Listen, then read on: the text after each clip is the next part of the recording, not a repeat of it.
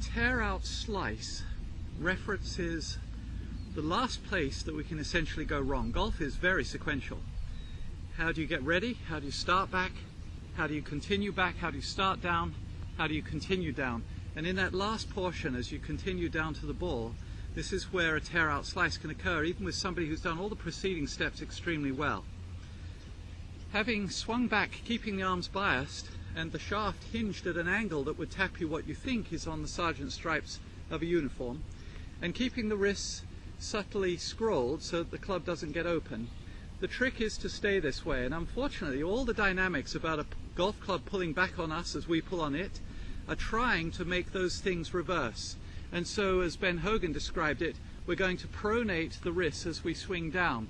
That collapses the elbows and separates them, hunches the shoulders, drops the club inside, which even he encouraged, and then makes us swing into out with the risk of a great number of bad shots in golf, including a tear-out slice. You'll notice on the follow-through that it's torn out because the ball, of course, is flying off to the right, and also you'll notice that the right hand seemingly has tried to pry and roll the club out of your left hand, which has folded back on itself. There'll actually be a cavity here. The fingers will have appeared to have let go.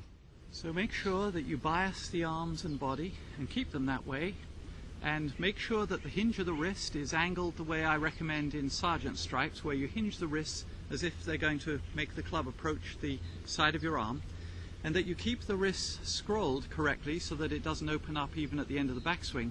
And then in maintaining this, observe the recommendations in Hogan Simplified, where we come down with the intention, subtly, of putting the left wrist to the ground as if we're putting a wristwatch dial on the ground, but not our knuckles, the smallest detectable amount of that being required.